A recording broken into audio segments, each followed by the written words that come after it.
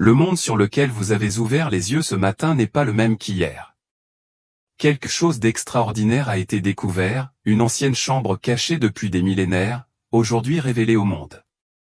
Les biblistes parlent d'une découverte d'une importance étonnante, qui pourrait avoir un lien direct avec la venue de l'Antéchrist. Si vous êtes prêts à voir la vérité, écrivez ce que je vois, frères et sœurs en Christ.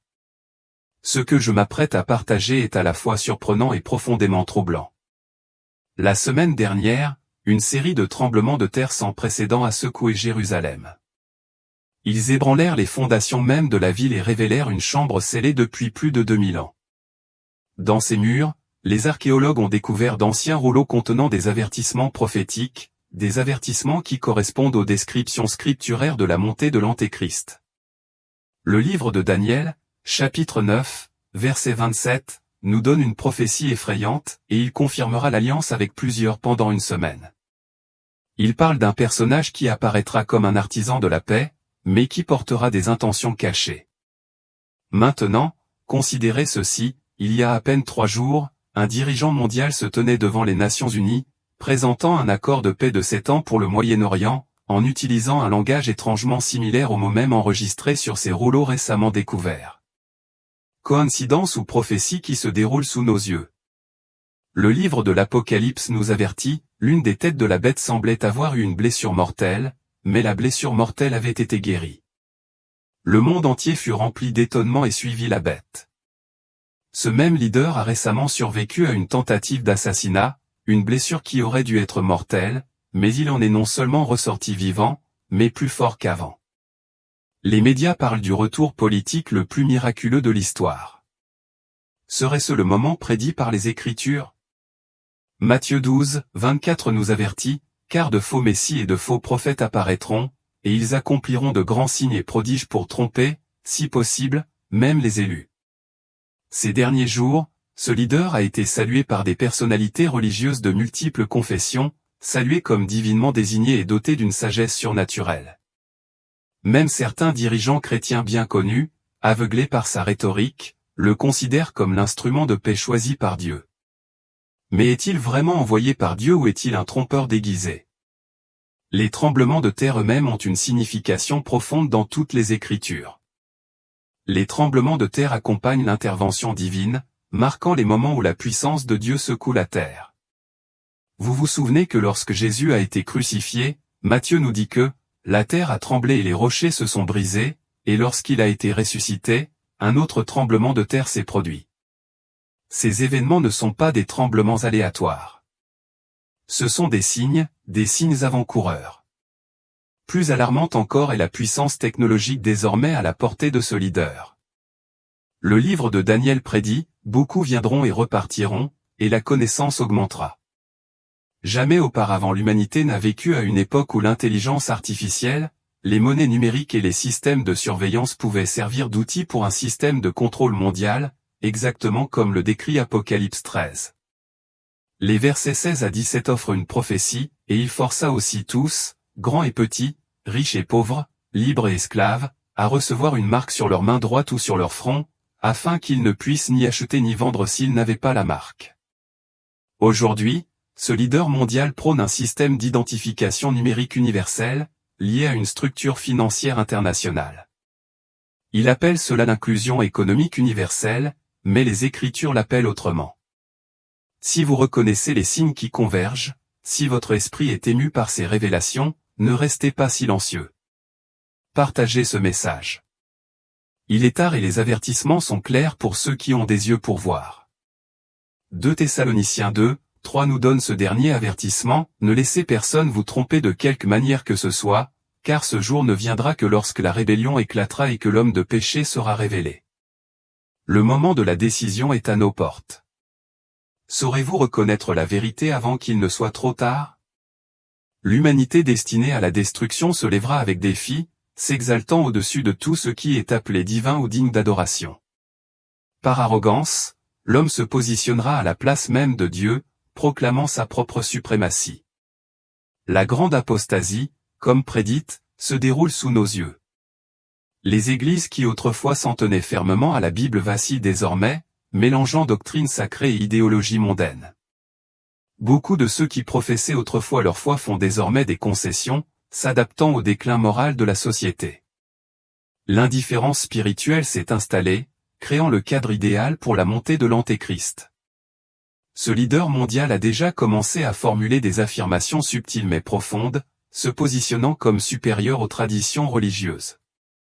Dans un récent discours, il a déclaré « L'humanité a surmonté les limites des anciens enseignements religieux. Une nouvelle ère exige un nouvel éveil spirituel. » C'est précisément ainsi que l'esprit de l'Antéchrist opère, non pas par opposition directe au Christ, mais en présentant une alternative soi-disant meilleure et plus évoluée. L'Apocalypse nous prévient, les 10 cornes que vous avez vues sont 10 rois qui n'ont pas encore reçu de royaume, mais pendant une heure ils recevront autorité en tant que rois avec la bête. Ils ont un dessein, et ils donneront leur pouvoir et leur autorité à la bête. Le mois dernier, 10 pays ont signé une alliance historique, consolidant leur puissance militaire et économique dans un cadre unique. La prophétie n'est plus une spéculation lointaine. Il se développe en temps réel. Ce à quoi nous assistons n'est pas seulement un changement politique, c'est une bataille spirituelle qui se manifeste dans le domaine physique. Éphésiens nous le rappelle, car notre lutte n'est pas contre la chair et le sang, mais contre les principautés, contre les autorités, contre les puissances de ce monde de ténèbres et contre les forces spirituelles du mal dans les royaumes célestes. Jésus lui-même a prévenu dans le livre de Luc, quand ces choses commenceront à arriver, levez-vous et relevez la tête, car votre rédemption approche. Ce n'est pas le moment d'être intimidé ou effrayé, mais de s'élever avec foi et de rester ferme. Ferme, avec une résolution incassable. Si vous êtes déterminé à rester ferme ces derniers jours, écrivez « Restez ferme » dans les commentaires en guise de déclaration de foi. La stratégie de l'Antéchrist a toujours suivi le même schéma, tromperie, division et destruction. D'abord, il trompe le monde avec des promesses de paix, de prospérité et d'unité, puis il sème la division parmi les croyants, les amenant à remettre en question la fidélité des autres. Finalement, une fois leur emprise ferme sur le pouvoir, vient la vague de persécution et de destruction.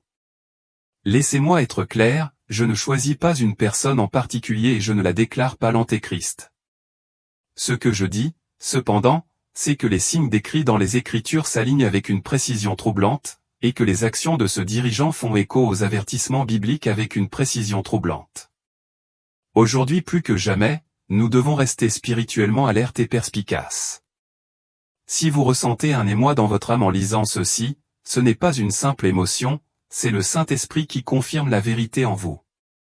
L'Apocalypse déclare, « Me voici, je me tiens à la porte et je frappe. Si quelqu'un entend ma voix et ouvre la porte, j'entrerai et je mangerai avec lui, et lui avec moi. » En ce moment même, Christ frappe à la porte de votre cœur. La question est, allez-vous répondre? Les signes des temps ne visent pas à susciter la peur, mais plutôt à nous éveiller à l'action. Il nous appelle à 3 réponses essentielles. Le premier et le plus urgent appel est au repentir. Le prophète Joël nous exhorte par ses paroles pénétrantes, « Déchirez vos cœurs et non vos vêtements. Revenez à l'Éternel votre Dieu, car il est miséricordieux et compatissant, lent à la colère et riche en amour. » Il ne s'agit pas d'une simple manifestation extérieure de remords, mais d'une profonde transformation du cœur. Il est maintenant temps de vous détourner de tout péché qui vous sépare de la présence de Dieu. Ne tardez pas, car la proximité du retour du Christ requiert une urgence spirituelle. Chaque instant qui passe est un pas de plus vers la réalisation de ses promesses et nous devons être préparés. Deuxièmement, nous devons accepter cette disposition. Jésus, dans sa sagesse divine, a illustré ce besoin à travers la parabole des 10 vierges dans Matthieu 25. Elles attendaient que l'époux vienne, mais seulement 5 étaient préparées, leurs lampes brûlant vivement d'huile. Les 5 autres ont été pris au dépourvu.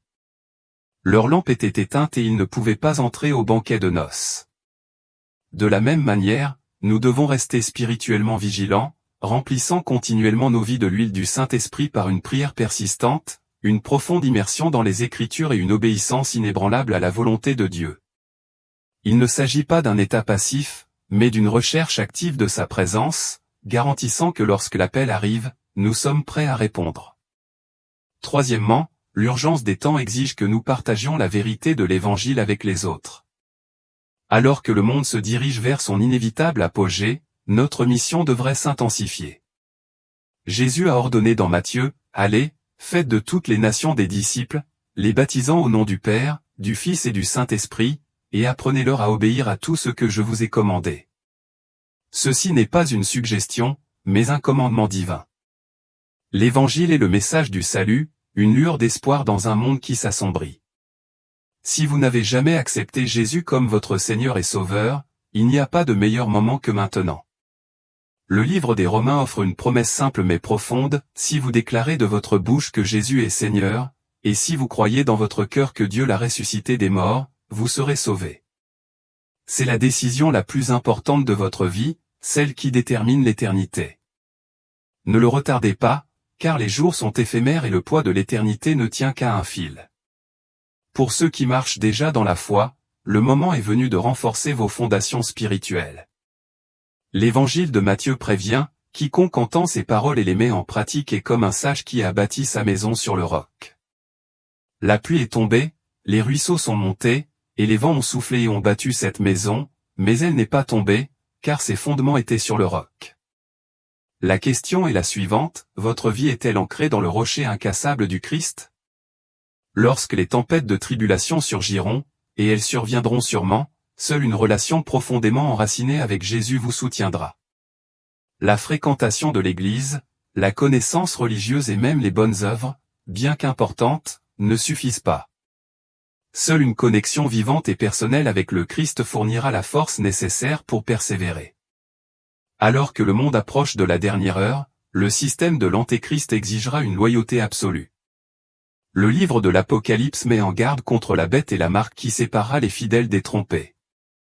Ce sera l'épreuve ultime de la foi, une époque où beaucoup seront confrontés au choix de souffrir pour Christ ou de s'abandonner aux pressions d'un monde déchu.